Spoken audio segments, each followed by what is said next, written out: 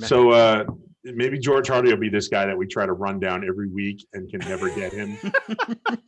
So we'll be doing this podcast for about 6 years, and then all of a sudden he'll pop up one night. Hey, am I late? Should I send him a quick email or something? I don't have a text or anything. Send him something. Say, just curious if you're gonna show up. Sounds like a girlfriend. Wait, he's coming in. Oh shit! Here he comes. Awesome. We're gonna log in.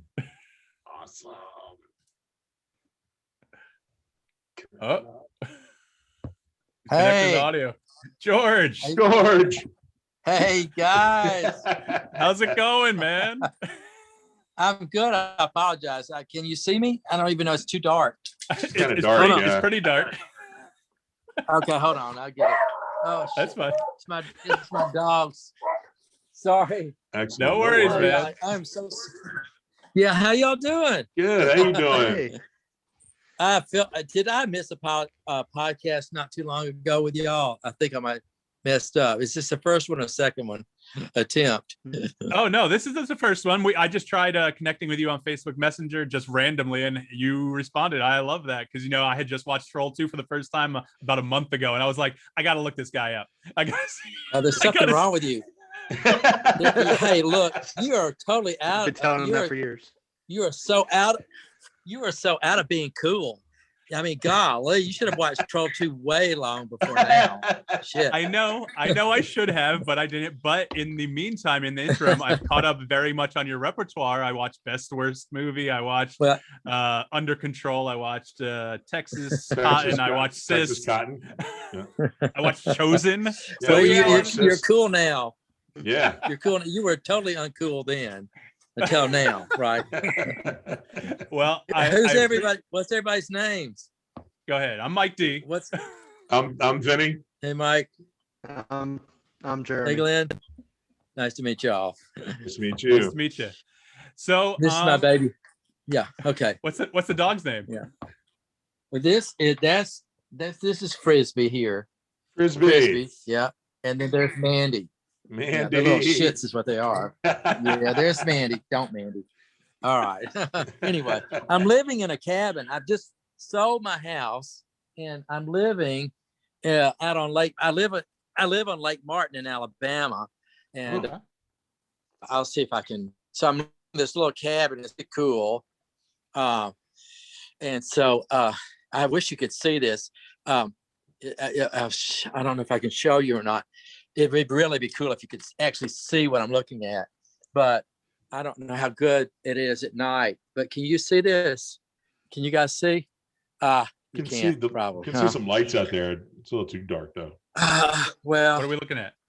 Yeah, I'm gonna see if I can reverse how you reverse the video so you can see the camera the other way. I'm not sure how you. Oh, there we go. Maybe the camera. I apologize, you guys. We're doing a Zoom here, but no worries, man. Yeah. Oh well, I'm looking at the full moon over the lake. It's okay. No, we see the moon. We saw the moon. See the moon. Yeah, there you go. You can see the moon out there. Oh, yeah. Okay. Yeah. Yep. So that's Lake Martin out there. Oh, okay. I don't know if you can see, but that's the full moon, and I'm living on Lake Martin. It's just an incredible view out there. Right Sweet. Anyway, nice. I'm sorry. What's the weather like? Is it cool? Was it cool out? It's probably 60s right now. Yeah. Where are you guys? That's beautiful. Well, I'm in Georgia. I'm in Atlanta, Georgia. Okay. And the other two guys are in Florida. All right. Well, y'all in warm weather then. That's good. Yeah. So anyway, shoot away. I'd love to talk to you guys, but all these crazy things I've been doing in my life, Well, I mean, there's so much to start out with. Vinnie and I know have caught up on your films. I'm not sure if Jeremy's caught up that much yet. We all have day jobs. You do too, but we try to fit in as much as I could. Tell me. I want to start out with Troll 2. I mean, not too much, not forever on it, but how did you get that role? Like, I know I think you had done some like drama stuff, right? But like, that was your first film, correct? Now, which movie are you talking about? Troll 2? Yeah, Troll 2. Yeah. So what's true is if any of these questions are about Troll 2 or, my involvement with, if anybody wants to find out even more, they can watch Best Worst Movie, which is a documentary. that we made about the being in the film. But yeah, I was, so it's 1989 or 88, and I was auditioning. I was listening to no, someone called me. That's right. There wasn't such thing as a podcast back then, but somebody called me out of the blue doing a radio program on Troll 2, and it was 17 years after Troll 2 had been made, and wait, no, how did I get to the audition for Troll 2 is the question, right? I apologize. No, is that no right? worries. Is that the just how you got, like, because like I said, that was your first. Were you doing TV or anything before that, or was that your first thing? No, not just a general dentist, and so okay. Oh no, I was teaching exercise classes in Salt Lake, and someone came up to me and said, "Hey, you ought to go up to Park City and audition for a movie that's up there." So I did with some friends, and I ended up getting the lead dad part in the film. I had no idea what I was doing, and I said, "Oh, why not?" So sure, and then I ended up getting the part of this crazy film. Little did I know what I was getting into. But yeah, that's kind of what happened. I mean, I've seen Best Worst Movie. I mean, did you know what you were getting into at the time? Absolutely not. No. No, I didn't. Yeah. Yes. It was quite a surprise when I saw about day 3 or 4 green icing on corn on the cob at the dinner table. Yeah. Oh, that is classic. Yeah, absolutely. Yeah. I mean, what when you guys filmed in Salt Lake, what was it like working with Claudio? I mean, like I said, I watched Best Worst Movie, so I got a little bit of his personality. Yeah. I mean, what was that like? He's the director of the film, Jeremy. Yeah. Okay. Well, we're talking 31 years ago. Claudio now speaks pretty good English, to be honest with you, but and Rosella understands it, but doesn't speak like Claudio. But what's true is Claudio didn't speak very much English at all back in the day. So, we were just trying our best to just do with it broken English, even more than that. We just kind of decided, well, we just have to do what he says, but we through some translation, do this way. You want us to say that? Yeah, do this way. I mean, I think that's in Best Worst Movie. I think you guys like disagreed with or tried to contest some of the lines, but like he's like, nah. Yeah. Absolutely. Yeah. Vinnie, I'll let you go. I don't want to hog every question. You got anything for no, well, yes. I'm pretty new to your stuff. Mike kind of turned me on. He's a bit of a cinephile, so he turned me on to Troll 2. We had talked about it, and that's when your name came up, and we just decided, let's try to get George on here and talk to him about it. I just recently watched. Thank you. Yeah. I just recently watched. Well, the first one I watched was CYST. I watched that one. Oh. So that was How did my you get to watch CYST? Mike, where did you get that from? Yeah, I talked to no, I didn't steal it. I'm in touch with Travis Ayers, the producer, and so he sent me a screener copy because I was like, hey man, I really want to see this because we're going to talk to George, and I really want to get a little bit of background on what this exactly is. Right. So right. God, so that's where I was introduced to your work on CYST. Oh my God! Well, see, it's not out yet. That's why I asked. Yeah, right. It hasn't been. So released don't spoil it. Right. Yet. No, right. So that was before I even saw Troll 2. In fact, I saw was it Texas Cotton before I saw Troll 2. Yeah. Now that's the one I wanted to talk about was Texas Cotton. Thank you. Yeah. That's a good movie. I enjoyed it. And did you enjoy making the dramatic role? I did. Yeah. Yeah. I mean, that, to be the lead in that film there was a lot on my back, Sure. And I also helped produce it. And so there's just a lot of, responsibility to make it all work. And plus it's the first time I really worked with the great Gene Jones, which, I mean, he's a true thespian. And that was just, I'll never forget that dinner table scene that you see me in Texas Cotton. Right. But yeah, that was the first time the sit down. So I had filmed when we opened up filming, I had 5 days of shooting by myself, just riding around in police cars and all that. For the listening audience, I play a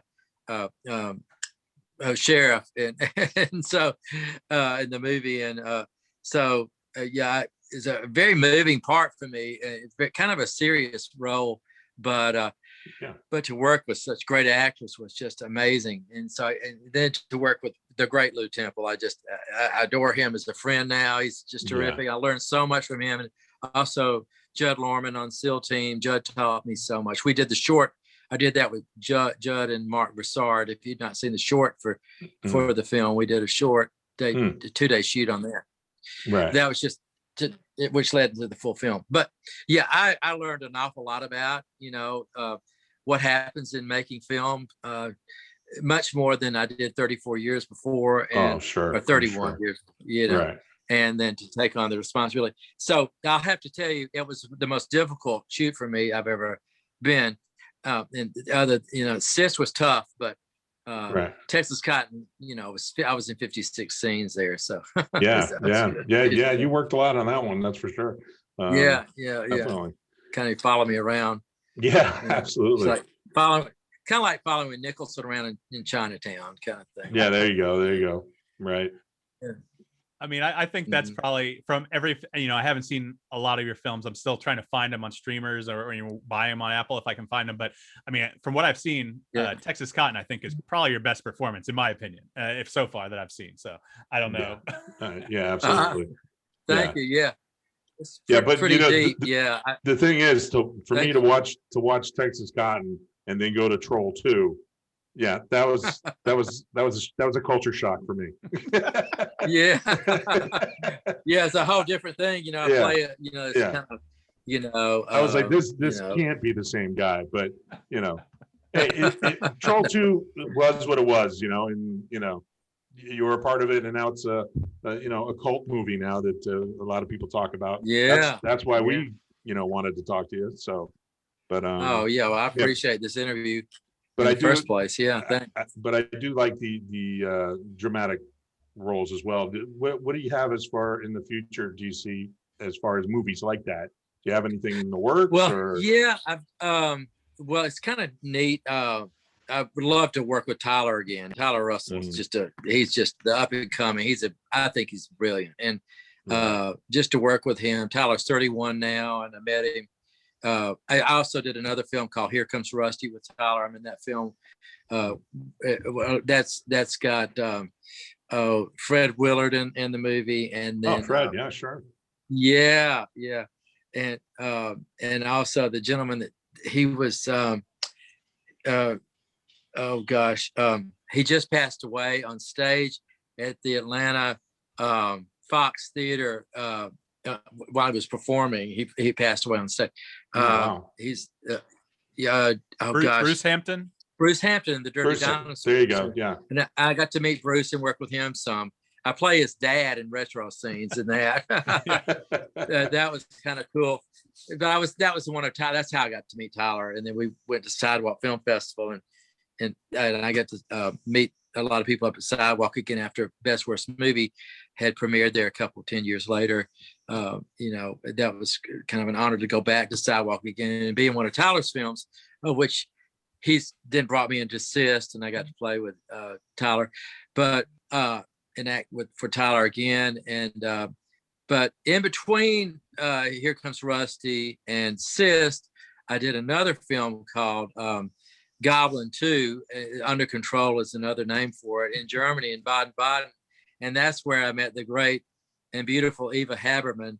And I got to work in Germany for a week, and I brought Eva over, and she plays the lead female nurse in CYST. So she's my assistant nurse in CYST, of course. And you get to see her. She's just, she had never worked on American soil ever until I, brought her over here from Germany. I said, you've got to get over here. You've got to be acting on American soil, Eva. So sure enough, she came over and helped produce CYST. And so, I was honored to work with her, and I learned an awful lot about her. But through it all, Peter Kaplowski from TIFF, the Toronto International Film Festival. Peter is, I met Peter when we were making Best Worst Movie and we were in Toronto filming up there. And Peter's one of the selectors for the Toronto Film Festival, and he saw CYST and he went, "Oh man, oh God, I'm so bummed out." I go, "Why is this?" Because we've already made our selection for the Toronto Film Festival.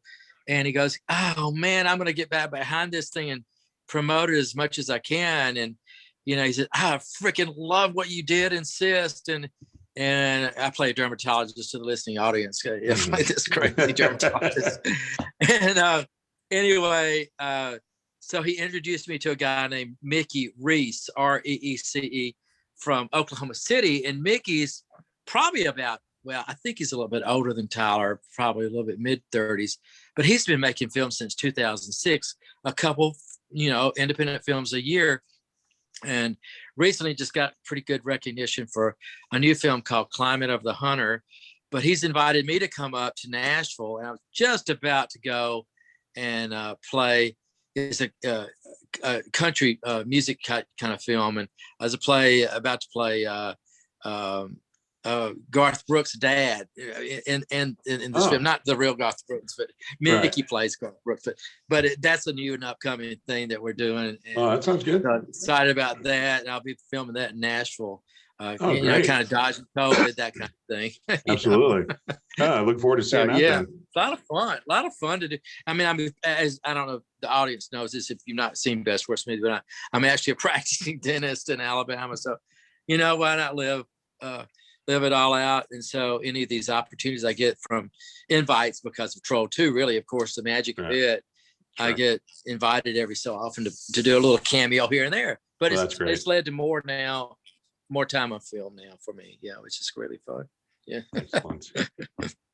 I've learned a lot. Do you ever get new patients come in who recognize you from the movies? Yeah, I do. It's just kind of funny. I have. Are you from Atlanta?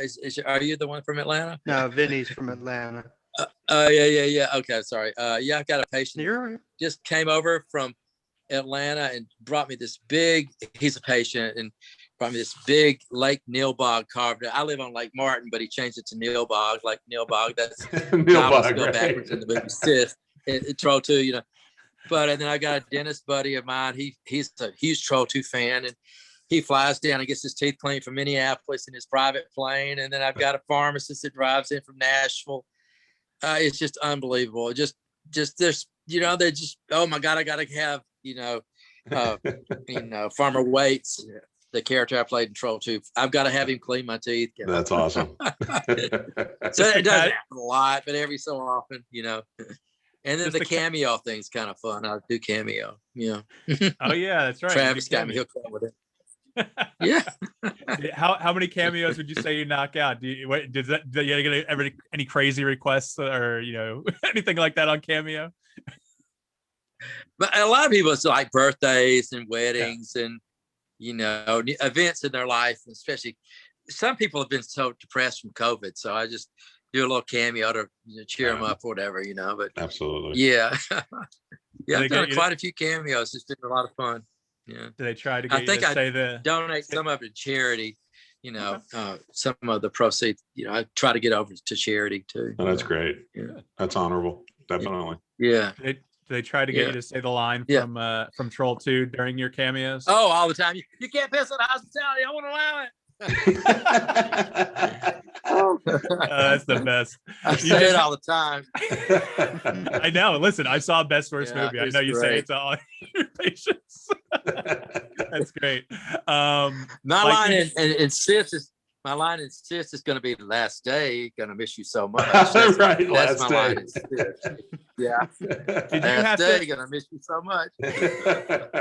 Without spoiling too much about CYST, because like you said, the general public hasn't seen a lot of it. Did you have to do a lot of like makeup or FX work or anything for your end of that of the movie, or? Well, I was lucky on that one, because my scenes, the bad scene is at the very end, so I was lucky. But poor Greg Sestero, you know, from The Room. He's in the film. Right. He's like the movie Carrie. Remember where the blood drops over at the wedding, Right. at the prom. I mean, you know, well, he got the big blood spill about halfway through the film. Spoiler alert. Spoiler alert! Don't shut up. But Greg's such a perfect, beautiful human being. You know, he's the perfect specimen for the model guy. You know, and Yeah, kind of exactly. got his hair messed up a little bit, right? Right. We're hoping to talk to Greg soon on a future podcast. I've been in touch He's with such him a great and Travis. guy. Greg's a super great guy. He's hilarious. Yeah. Do you guys have Smart, like a lot of the same crew that work on Tyler's films? Like I noticed he gets a lot of the same actors and whatnot from Texas Cotton. And I'm so glad you said that. Yeah, Tyler. Well, we actually shot. It's kind of interesting. We shot Texas Cotton in Lacoste, Texas, down in the cotton fields of southeast Texas, way down, kind of just near Hondo, and about 30, 40 miles just to the southeast of San Antonio. So it's all big cotton.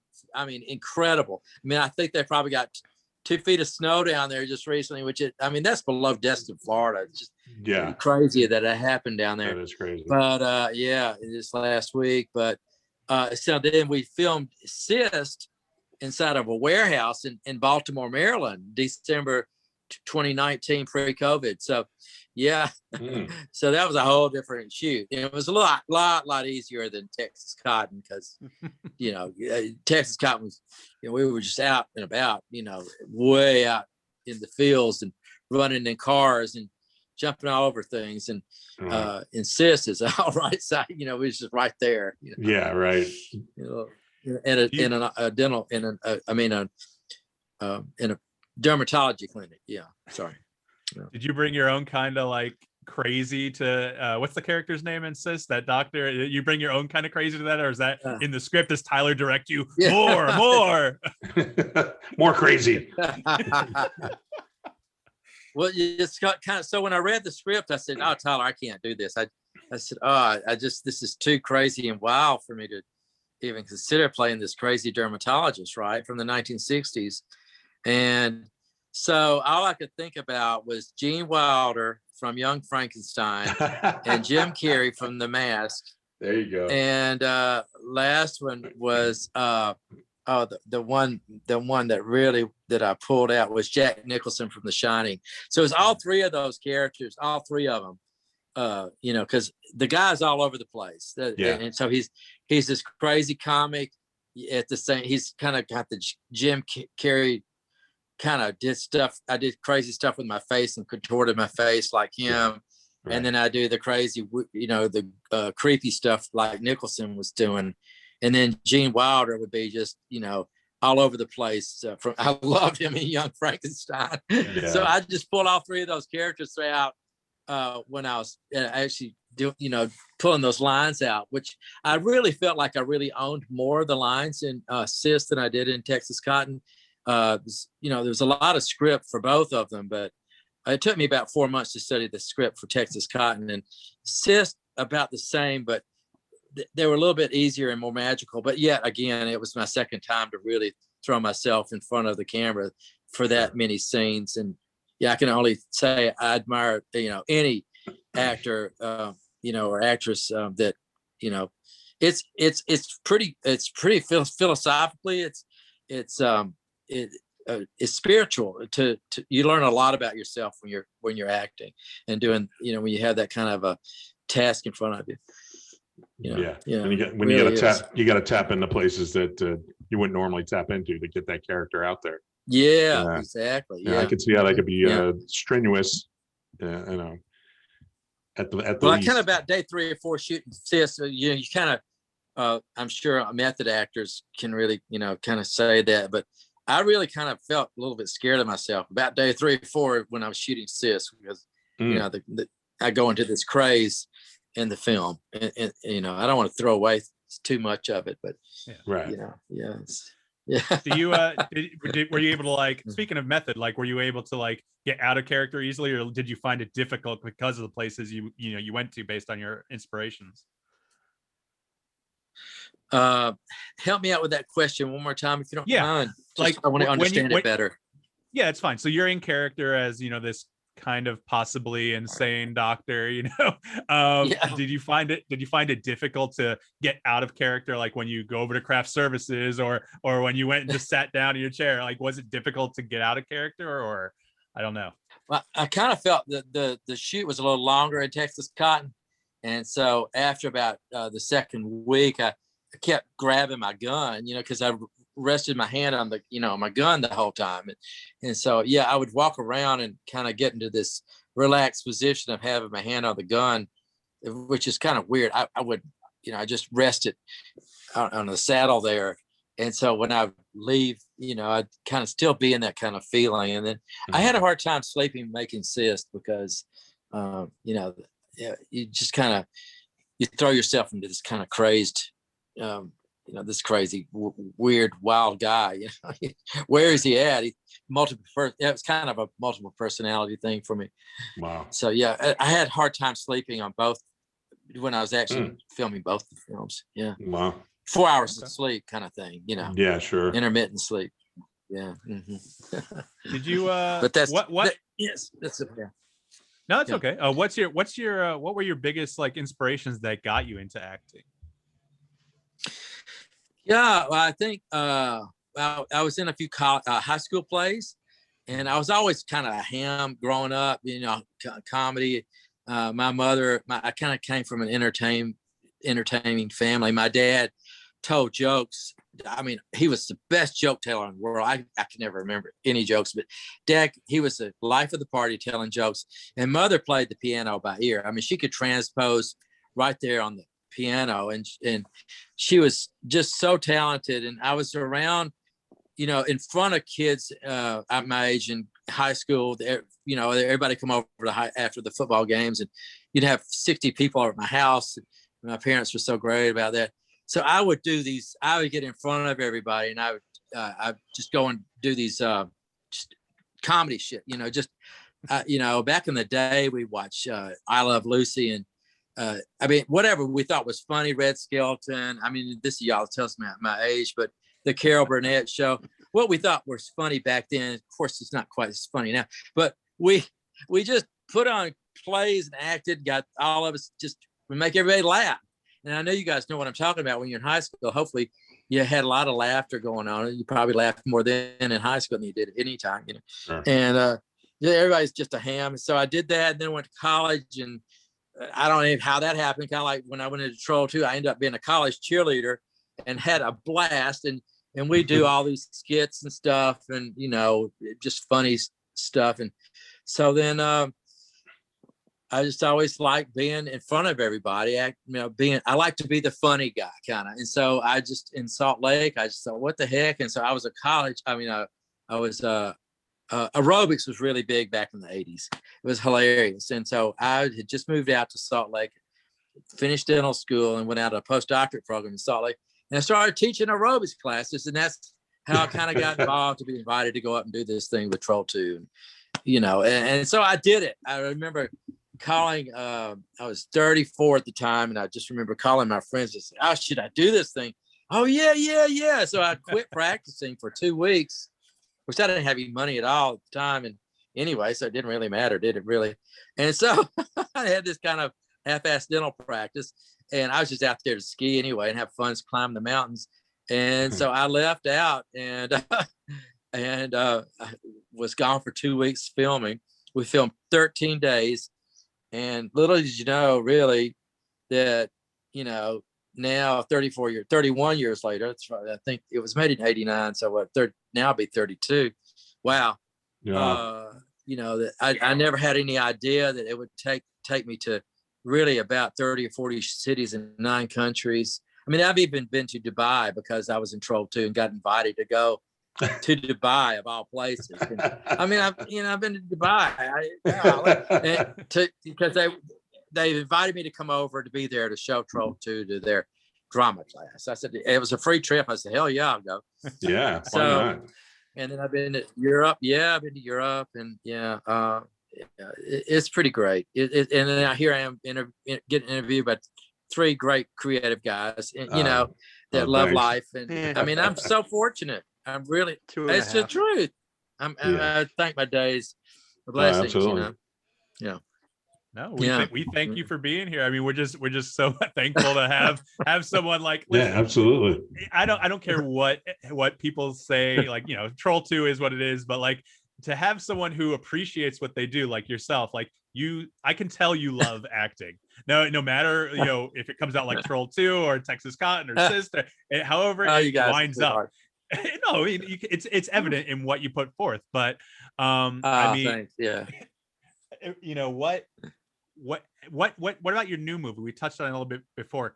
Country Gold. I know it's in production. Is that the one you were talking about with playing the quote unquote Garth Brooks character dad? Is that the new one? Yeah. So are you reading it up a little bit on the internet, huh? Just I'm little. not filmed it yet, but yeah.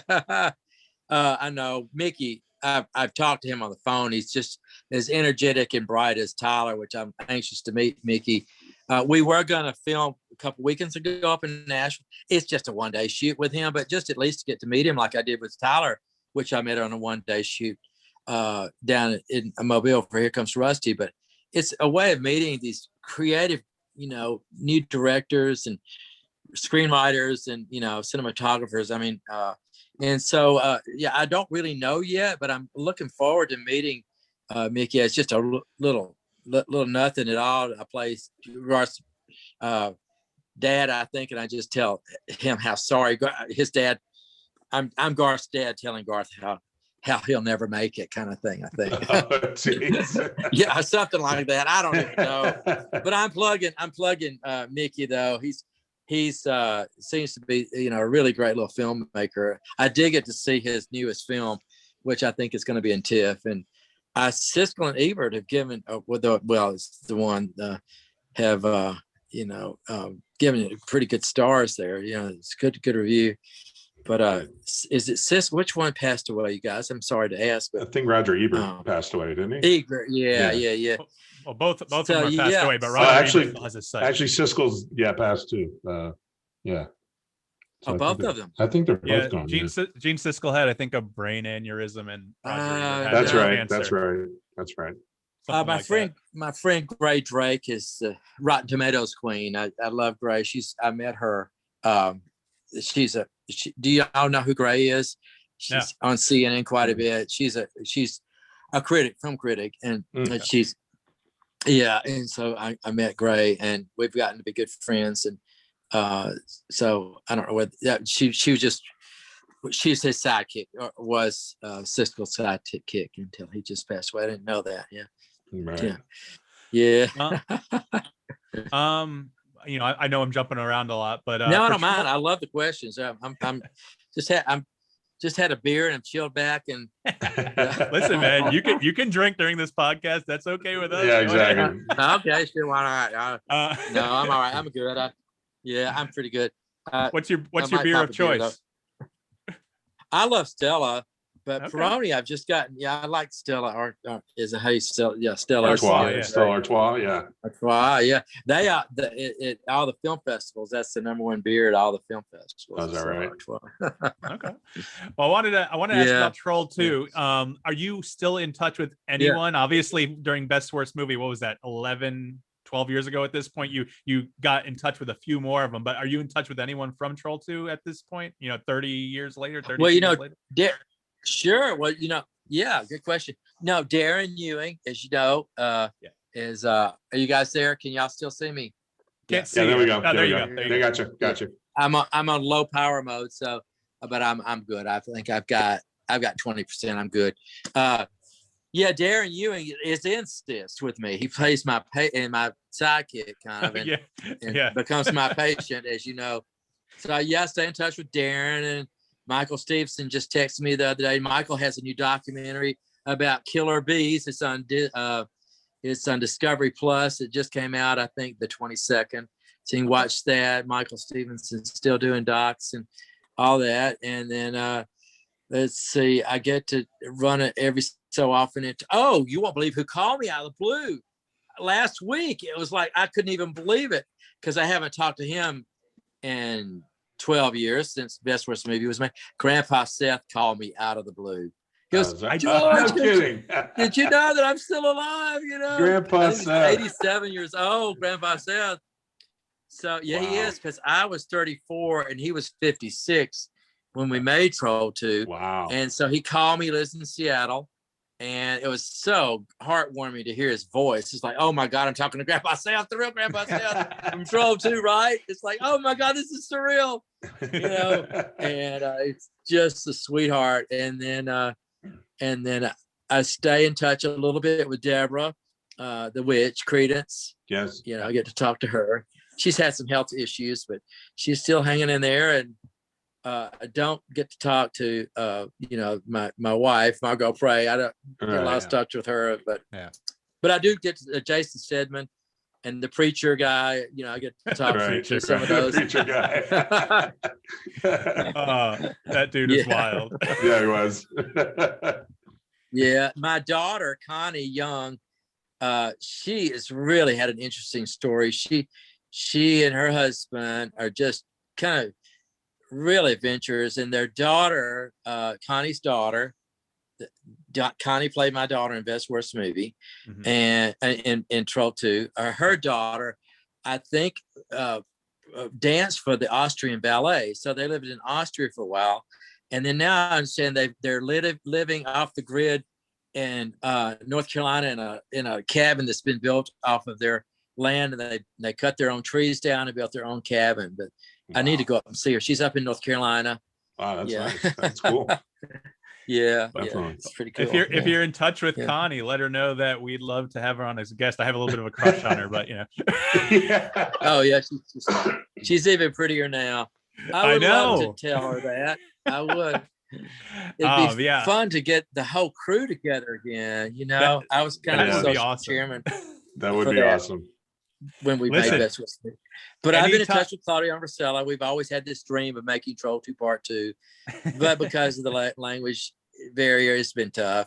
We got close to getting funding for it at one time, but that's always been the challenge. Of course, now with COVID, who knows what's going to happen? That's true. That's true. Hopefully, I am double vaccinated, so I can come back. Oh, good. Well, good.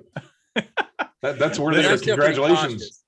Yeah, I'm so with cough. Yeah, but I still wear my double mask and shield at work, of course. But oh sure, gotta be careful. Listen, if you want to put a little Zoom reunion together for the whole Troll 2 people that you're still in touch with, feel free. We'll have a little Troll 2 show. That'd be awesome.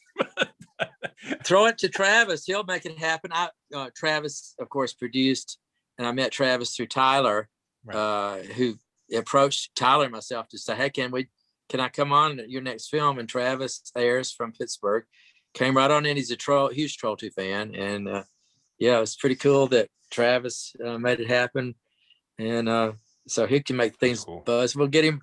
We did actually, it's interesting. It was myself and Deborah Credence and Jason Stedman and Darren Ewing. And there was one more. We had 5 of us on a Zoom, which was really great. Okay. I'll tell you, that is probably the wildest scene in the movie. And that takes the cake, for Troll 2. And that's one of them. But I'm watching the movie with my 13-year-old daughter. And then that whole scene with Deborah going in the RV and the popcorn, and she's lifting up her garter belt. And I'm like, what the hell is going on? Yeah. Yes. And the kid in the popcorn scene now, he's been in several Mormon films. Some of the actors were, not me, but pretty strong Mormons. Jason Wright and I can't remember but he's in a boxing movie, new boxing film. Yeah, okay. You can IMDb all of us, really, I guess. Okay, cool. Yeah.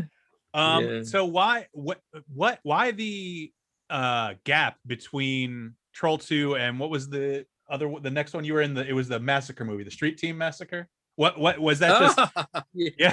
I didn't get to see that one, but what is it? Just because you were focusing on dentistry, or was there not a lot of things coming your way, or did you give up after Troll 2? Because I know you saw Troll 2 it was like a year after something. You caught it on HBO, I think. I forget what Best Worst Movie. I forget exactly where you saw it. Yeah, I think I saw Troll 2 for the first time was in 2006 when we were making our 2007.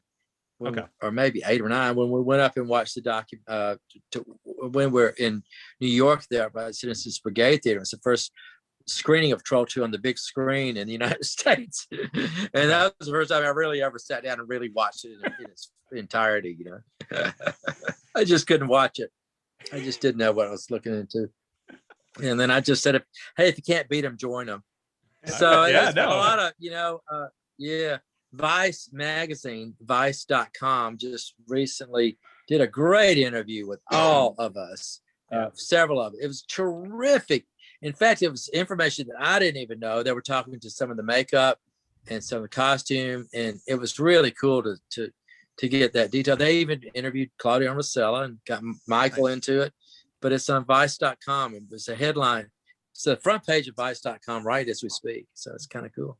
It just seems to never go away, right?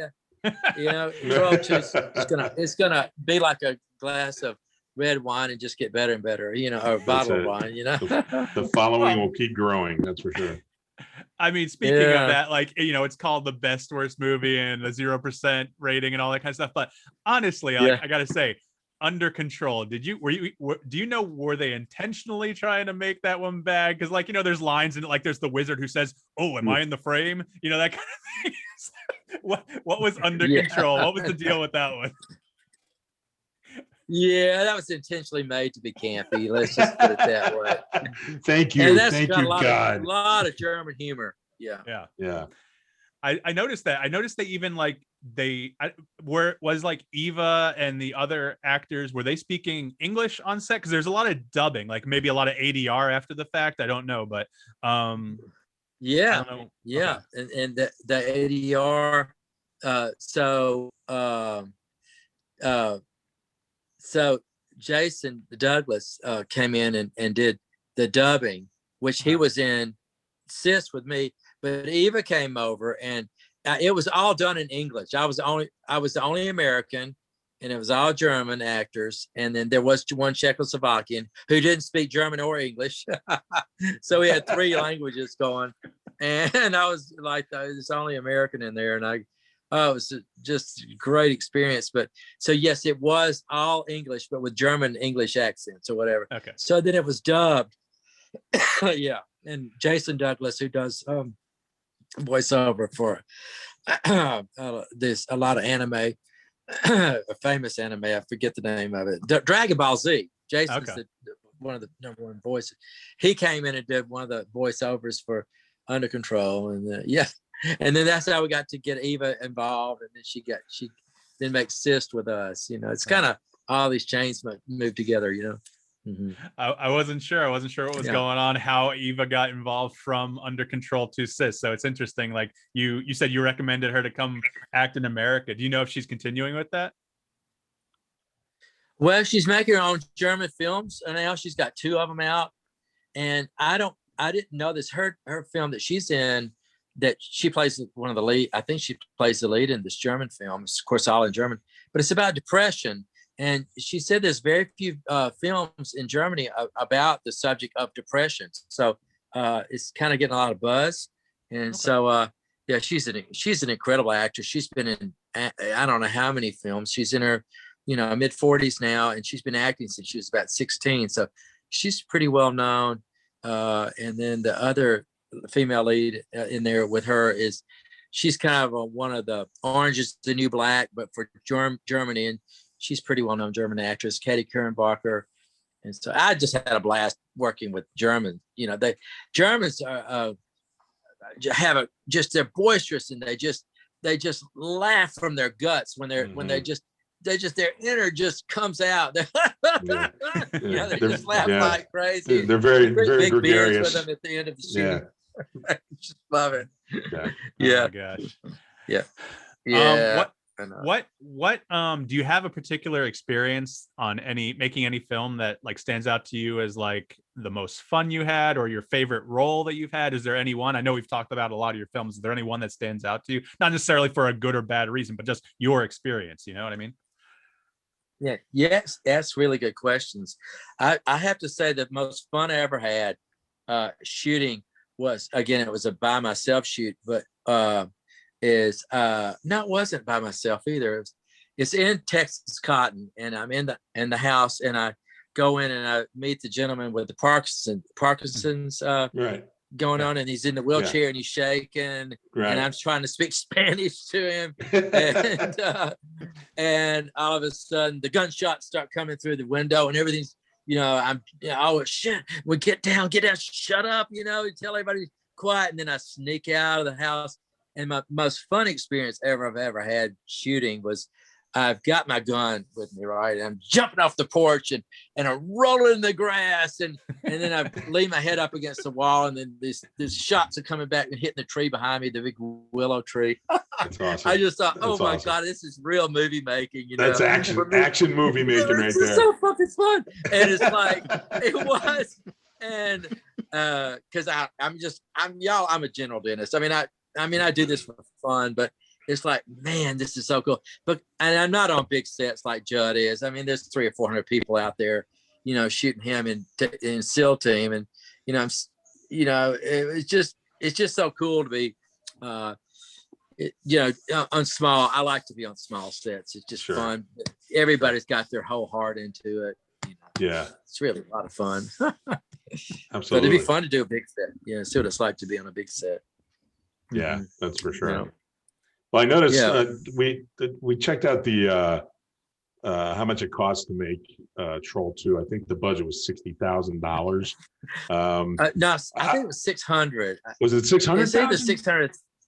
It's either 600 or 300. I know it wasn't 60. Okay. I don't think. I may be wrong, but it might have been printed wrong. It may have been printed wrong, but I was, not to be nosy or anything, but what kind of money did you make out of that? I mean, did people make it? You know what I mean? Yeah, you're welcome to ask. I don't care. I made $100 a day. It's a non-SAG film, and I played. I was in it 13 days out of the 21-day shoot. Okay. And so, isn't that crazy? So I got $1,300. Well, hey, there you go. I mean, for having a good time, right? Hey, that's like $3,500 now, probably 1989, right? Yeah, and that movie got you a free plane ride to Dubai. So, You're really right. I'm trying to think. Yeah. No, I see what Vinny's going off of. IMDb does say it's estimated 65,000, but who knows? That's, like I said, it's estimate. Who knows who put that there? It could have been. No, it probably was that. I don't know. No. I've asked Claudio, because I wanted to know too, Claudio, how much it cost to make it at a dinner table one night drinking beer, and I 600,000. It's probably 60, but it was 600. I don't know. I love Claudio. He would never lie. He's a great guy. Yeah. He's great. Like when he's who is he arguing with at that scene in Best Worst Movie where he's at the screening of the film, and he's basically yelling from the audience at that guy, one of the other actors. Oh my God. I don't know if Claudio was being like really pissed off, or if he was just like, he was defending his film. And I get that. Listen, I always wanted to be a film director, never have, like, unfortunately, but like I can tell, like, for you. He's defending his work because he made it. He probably wanted to make a good movie, so it just turned out to be the Best Worst Movie.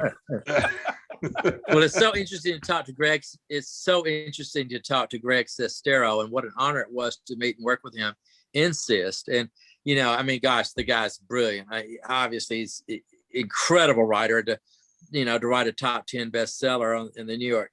And to become a movie, The Disaster Artist, of course, and just his experience about being in the room and finding out what it was for him to experience something similar to what I did, but in a different way, and which one is really truly the holy grail, of The Room, Troll 2, or, there's arguments that, Planet 9 from Outer Space, there's so many now, but what's true is, here we are 4 hours today, just laughing about this. And, I just look at the beauty and joy of so bad it's good movies. And really, like Michael Stevenson said, hey, you know what? Troll 2 really isn't that bad a film. And when you really look at it, it's beautifully filmed. Number one, we shot it on 64 millimeter. You can only imagine, you had to get those takes just right, but there'd be a cow having a baby in the pasture next door while we were, going inside the Queen's church there, and, I don't know, but Yeah, there's just there. I think Troll 2 is a little miracle. It just happens. It delivers from scene to scene, and that's what is so intriguing about the film. The same thing about The Room, and so more power to it all. And Oh, absolutely. Absolutely. It's incredible. Really, it's incredible. What is entertainment? Really. Yeah, exactly. Yeah. Exactly. Well, it's giving you an experience you can talk about for the rest of your life and be proud of, because hey, Absolutely. yeah, not It's everybody been really fun for my kids.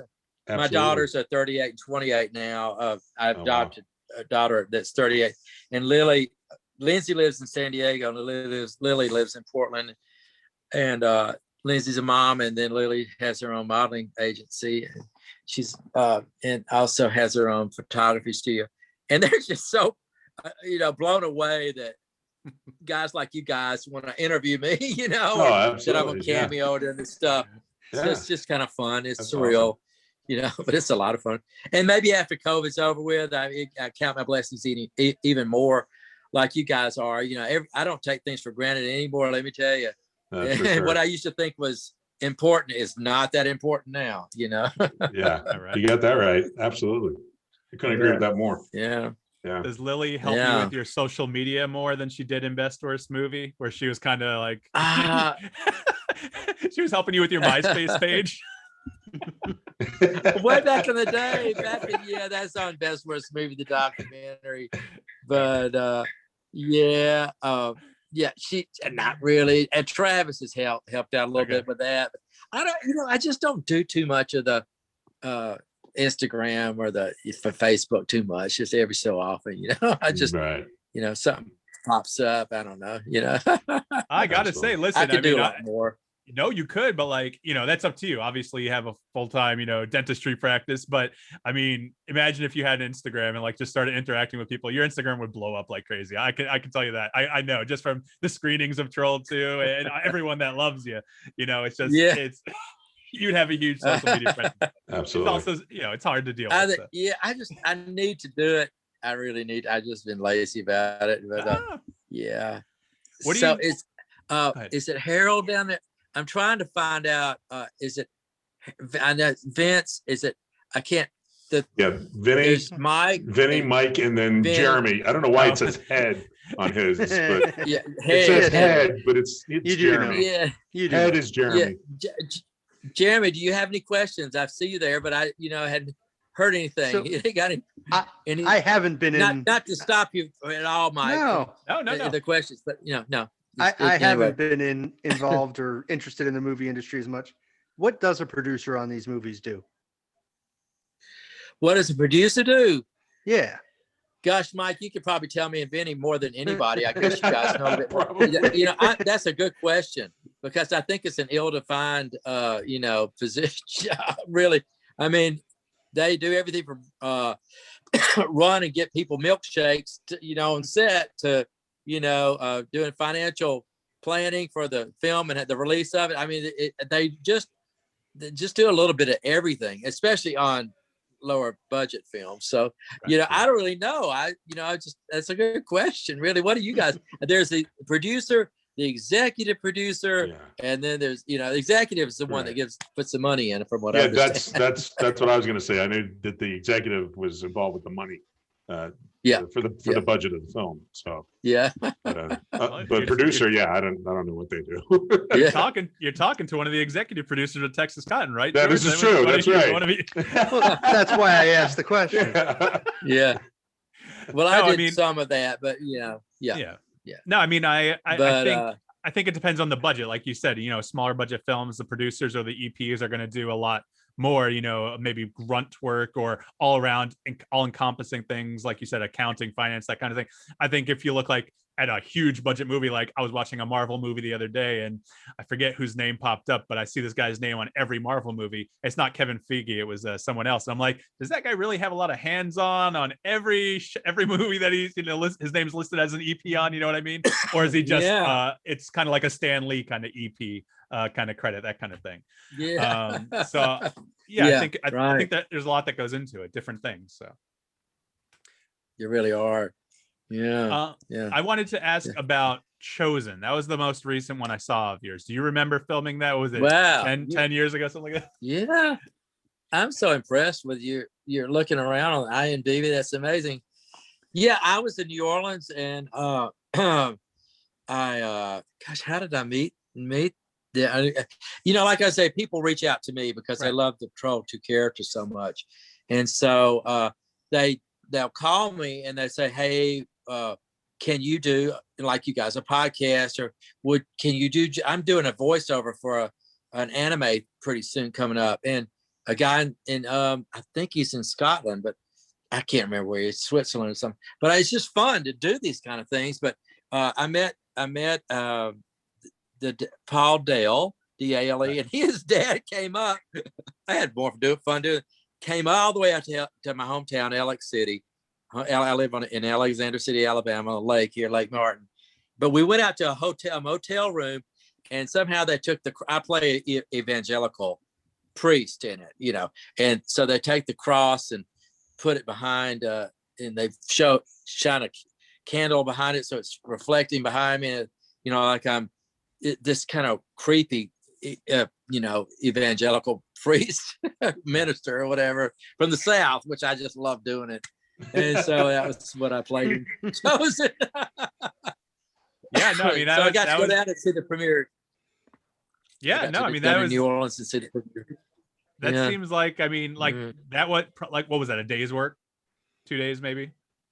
Probably a day or two. Yeah. So I mean, that's interesting. Like you said, you get called for all these, cameos or just small roles, but like you seem really appreciative of the work that you get offered. I mean, is there anything that you've been offered or asked to do that you've had to turn down, like anything too risque or too stupid? I don't know. Like, is there anything that you've turned down that you can recall? You don't have to name names or anything like that, but. No, I was just kind of bummed out. No, it's not that I was turned down, but Alan Baugh from Birdemic and myself and Juliet Pugh is her name now, but Juliet Danielle and Juliet was in the room.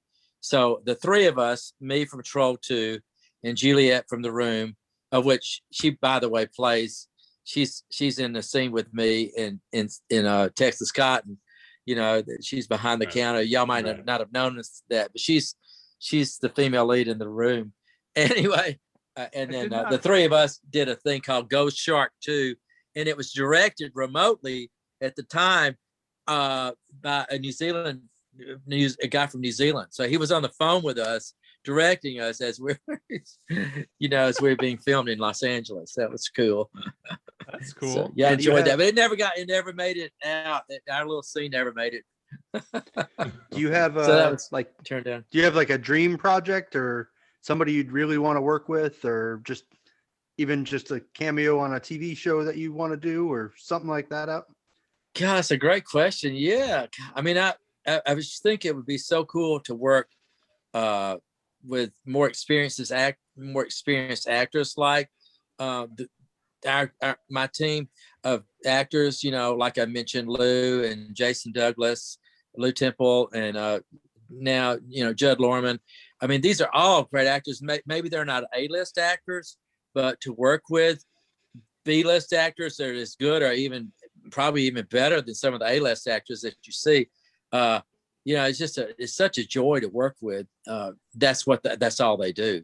And so, I don't know. I just have a buddy of mine. His name is Sean Parsons, and I would love to do something with Sean. Sean is in the short, and if you guys have not seen it, it's called The Gunfighter. And it's a short, and it's one of the funny. I think it's the most watched short ever made. It's called The Gunfighter, and Sean plays the lead. Oh. I would highly recommend anybody to look that up. To see it. So anyway, look that up. As far as big name actor, wow, I can't even imagine what it'd be like to work with somebody that's does it all the time, but and is not bored with it. Right. Yeah, I think it'd be a heap of work. I bet Chris Hemsworth would be a lot of fun. He's just upbeat, sure, fun-loving kind of guy. Absolutely. He'd be fun to work out. Working with Thor, I'd love to work out with him too, because I like to lift weights, so you could teach me how or something, you know. There you go. Hey, I know you like to stay in shape with your protein shakes and all that stuff. Hell, I don't still do that. But yeah, I'm 60. I can't believe I'm 66 now. It's like, oh my gosh, it's so crazy to, it's like shit, 66. Yeah. Yeah, you look good for But, 66. Hell, you look good for 56. Well, I don't know. Are you 56? Yeah, I'm 56. Yeah. Yeah. It just creeps. Yeah, it creeps up on you pretty good. Oh But yeah. yeah, let's keep it going. Yeah, best I can. As best I can. What do you find more difficult? And obviously you went to school for 7 years more for dentistry. Do you find being a dentist at this point more difficult, or do you find acting more difficult, or neither? Do you find like it's both are, almost second nature to you now? Well, I'll be honest and tell you, acting is more difficult than dentistry because I was trained so well, and it's such a how do you say, specific a discipline in medicine. Dentistry is it's very I would say probably the most fine-tuned discipline of medicine, I would think, as far as diagnosing and treatment, and such a hands-on. But with acting, I mean, boy, I'll tell you, that's years and years of work. I think, I think a lot of it's just practice too, Judd and, well, all these guys, trying to memorize and learn script and understand script and the depth of it was always something that, was real curious to learn. And it really helped me a lot, especially when I was on set with, some great guys, especially by the time CYST rolled around. I felt like I had a little bit more oil to that. Mhm. I was pretty green in Texas Cotton. So, yeah. So did you keep any mementos from any of the movies? Yeah. Let me see. I think I've got one. If I can find it. Shit. I'm in this cabin. So do you have Margot's body double from the end of Troll 2? Is that what you're about to show us? That thing that's laying on the table? Can you imagine that? Oh, you guys are so funny. Oh God, I've moved and oh well, I've got one of the oh shit, if I can find it. I've got it. You guys are not gonna believe this. Oh my God, that's such a great question. Y'all, all right, I'm spoiling it a little bit, but oh well, this is really gonna make folks want to see CYST. So here it is. There we go. There is the double. There you go. That's one of the from the movie. There. Is that the one? And Is that the one awesome. from? Well, I guess we shouldn't This is spoil so too much. Is fucking that the one gross. from the? I shouldn't say. last? I shouldn't cuss, but I'm going to. That's all right. Does it work? Word for Does it squeeze 2020. anything out? So yeah. So this is this little thing right here. If you can see, is the of it. Yeah. If Okay. I get in trouble for showing, I could get in a lot of trouble. Oh, put it away. Put it away, man. Put it away. Okay. I could get in so much trouble for that. But Don't it's Now, spoiler. Right. Vinny missed it. It's all right. So Sorry. My at your 56-year-old office, do bladder you have any of made a your calling. At this point, nothing's important, right? I mean, COVID's just made everything kind of, what the heck, right? so at your Come office, on, do you everybody keep have a any posters or anything on the walls from your movies? Oh yeah, but I don't have. Well, no, I I don't have meant at them your out. doctor. I meant at the dentist office. Oh yeah, I Do just put. Oh God, you should see me. I have all kinds of pictures up on the wall of me everywhere with my signature and everything. No, I'm just kidding. I'm just kidding. Not really. Dang, what do you think? He's a narcissist, Jeremy? Jesus. Yeah, right. I get No, my but- poster. Shit, put it It'd up be on the kind of wall, cool. right? It's kind of cool to see your dentist in a movie. It's still from a movie on the wall. Exactly. That'd be kind of But- cool. Oh my God! Well, you've seen Best Worst Movie poster. That's a damn good poster. Yeah. That is an You awesome know, Tyler. poster. I know the guy that did that's famous. Tyler Stout, STOUT. Check out some of his posters. Google him. Yeah, Jeremy So- needs to watch Best Worst Movie. He doesn't know, and I'm not bagging on George here or anything, but they had filmed him in his dentist So office. good. He's like, hey, there's a screening of the movie tonight. Hey, I'm from Troll 2. Did you know that? It's great. Like, I love George. He seems like such a personable person. Like that's how you come across. He seems genuine, and you Yeah, you love to exactly. get out there what Right. you do. You know what I mean? Yeah, why not? I don't know what I was doing when I made that stuff. It's like, oh my God, why not do? I was such a big cheerleader for it, you know. Yeah. Oh, But anyway, you, yeah, you it got was it. You got fun. It was a you lot got of fun. you got to be a cheerleader for what you know the things you're proud of, and you saw how people reacted to Troll 2, and I'm sure that sparks something in you, like, hey, people love this, let's spread the word, because they do, whether it's camp or whatnot, whether it's worst movie, Oh my whatever you God. want to call it. Oh God, the largest salsa manufacturers in the world, Mrs. Renfro's Salsa from Fort Worth, Texas. Her son, Doug Renfro, is a huge Troll 2 fan, and his kids are too. So he sends me salsa all the time. Thank you, Doug. Can you believe that? The world's largest salsa. I mean, he showed me his factories, and they've got these millions of salsas coming through on the conveyor belts. And That's awesome. freaking Troll 2 fan. I've heard that Marie Osmond's a Troll 2 fan. I do. I've heard, there's so many celebrities that I've heard. Quentin Tarantino is a big Troll 2 fan. Of course, Patton Oswalt is. There's just Troll 2 fans all over. Yeah. Oh, definitely. There are, Well, yeah. I do wanna know a- Seth Rogen is for sure, because Travis told me he talked to Seth, and George Hardy. Oh gosh, I'd love to meet George Hardy. He's gonna come in for a God, cleaning. you got to be freaking kidding me. He's coming by for a cleaning. Don't worry about it.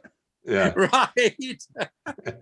Oh God. Were you back to Troll 2 for a sec? Were you, when you were filming, how many days do you remember how many days you spent filming scenes with Margot? I mean, what was that, a 2 or 3 days with her? Yeah, I pick her up. Yeah, I go pick her up at the house.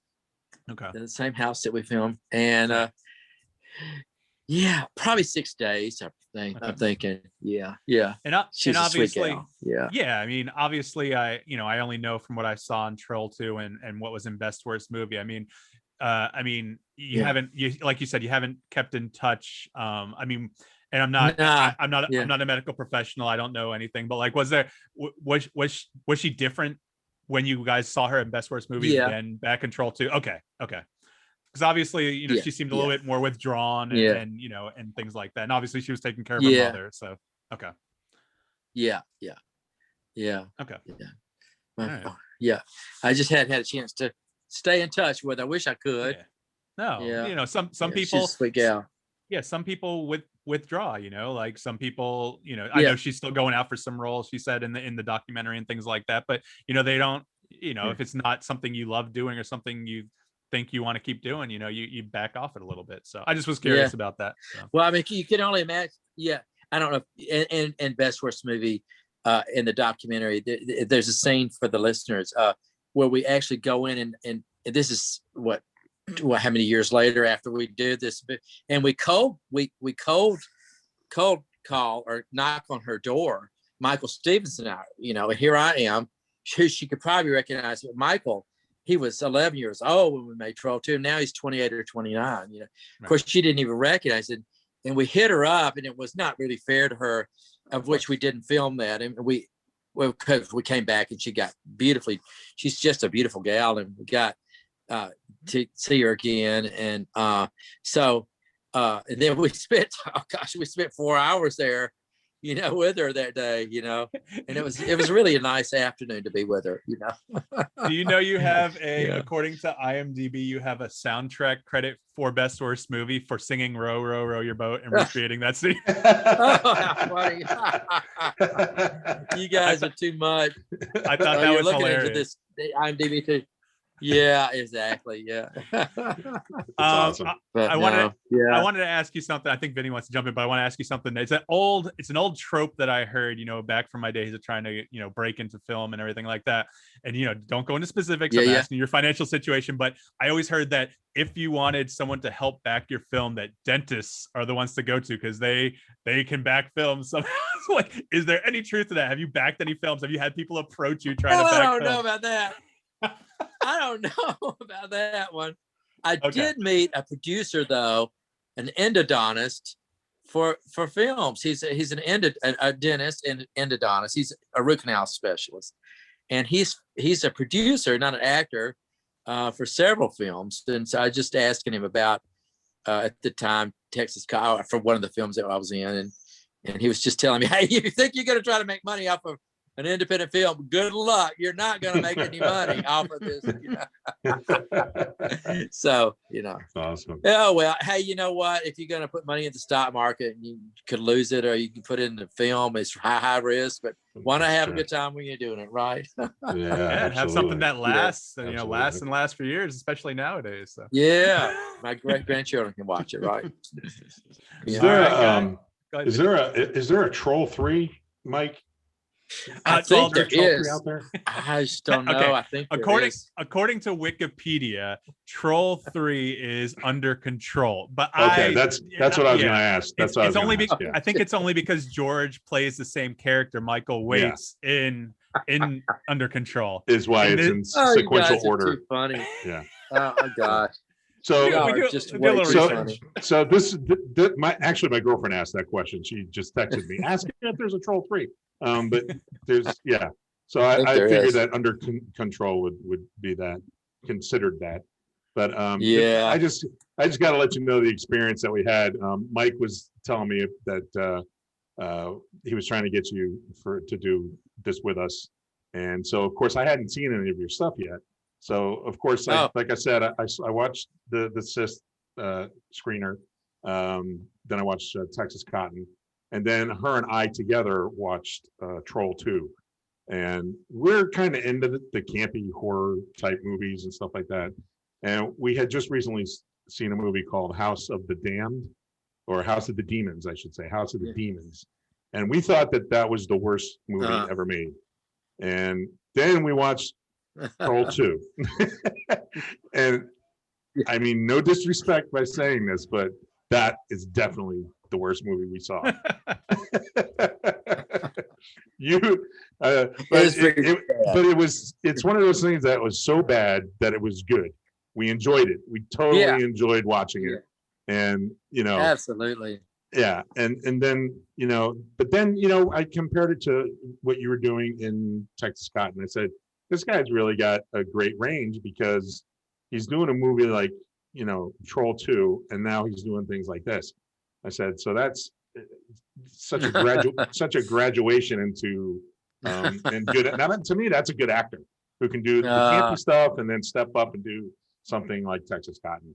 But I just had to throw that out there, because we enjoy it. We talk about it all the time. We joke about Troll 2 all the time. Oh wow, I'm honored. That is so nice. It's a lot of hard work. Yeah, and really is. and of course we like the people who make it. We like to let them know that we enjoy it, and that what you're doing and what you're making isn't for nothing. So, it is. So yeah. So just I remember when we were making. Oh, sorry. I was just gonna say, just keep doing what you're doing, George, because a lot of us out here enjoy. Thank you. Yeah, thank you so much. Wow, that's really kind of you to say it. Yeah, I remember when we were making Texas Cotton, I did take some acting lessons in Salt Lake City from a lady named Lillian Chauvin, Chauvin, and Lillian was Raquel Welch's coach, and she coached a lot of. I remember her talking about some of her students, and I was able to do some scene analysis with Lillian, and she would always tell us less is more, meaning on film. And so, for me, what that meant was, just little subtle changes in my face, just in front of the camera in Texas Cotton. And so it kind of came across pretty good, because I just was not trying so hard at playing that character, Sure. To make it more natural, Yeah. Absolutely. No, definitely. And it came across. Well, this has been so great talking to you guys. Yeah, no, George. I wanted to wrap it up before your phone died, but I want to let you know you are welcome anytime on this show. If you have anything to promote, you want to chat, you want to talk, you just email me, just message me. We'll have you back on. What what do you have? I'd love to. Well, I know you have your Cameo that people can find you on. What do you have to promote that people can find you at? On IMDb Pro, you mean? Oh no, just like, so if you want to promote anything, obviously we have CYST coming out. That's still in the process of getting released. So we want to promote people to go see that. A nice horror comedy, I'd say, in a vein. That's coming out soon, and you're working it's a wild ride. That definitely is. Do you have anything else to promote besides CYST? We can get them, hopefully people can see that soon, however it's going to be released. Yeah, CYST, but I'm not sure. Eva's kind of handling that one, but or that over there in Germany. But it's there. I think it's been released in foreign, but not the US yet. So yeah, I would say CYST would be great. And then Under Control is out now, of course. And then and also Here Comes Rusty just came out. I mean, all of these just came out. Yeah. Those are Tyler's films, and of course with Texas Cotton. So yeah, I mean, I've kind of been. I had 3 films come out this last year in 2020. They all came out. That's awesome. That's awesome. And then 2021 will be CYST. Yeah. All right. Yeah, and then 2021 will be that, and then the new film with Mickey Reese's new film would be fun to be in that for just a little bit there. Sure, absolutely. Yeah. All right, look forward George. to it. Well, yeah. I mean, Vinny, we look forward to it. George, I really want to thank you for coming on The Usual Saints. This is great. It's great having you. Great. And and we look forward to seeing you in hopefully a lot more films, and seeing you acting chops. Yeah, I'm coming out for a cleaning. I'm coming out for a cleaning, by the way. Mike, come out. I'm in Alabama, in Alexander City, dental practice. I'd love y'all come see Lake Martin. I'll take you out this lake. It's 800 miles of shoreline. It was the largest man-made lake in the world in 1926 when it was made, and it is just one of the 10 most beautiful in the United States, they say.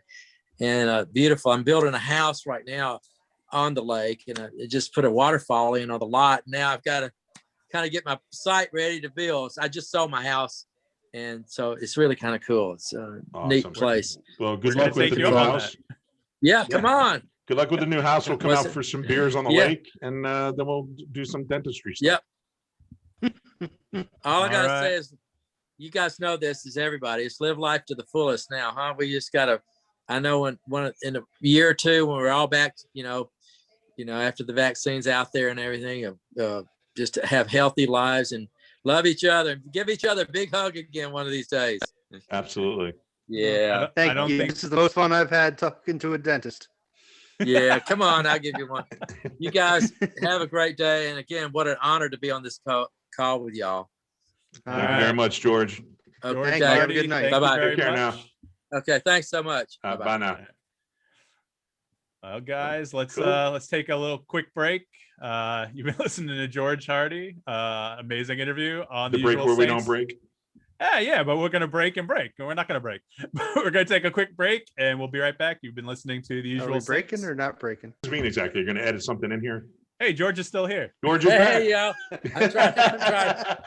I'm sorry. I'm trying. That's to okay. get out No, of you're here. fine. Do you want me to kick you, George? I don't even know how to get off this thing. I got you, buddy. I'll take care of you. Here you go. Okay. All right, yeah. thanks, George. Thanks, y'all. Bye-bye. Bye now.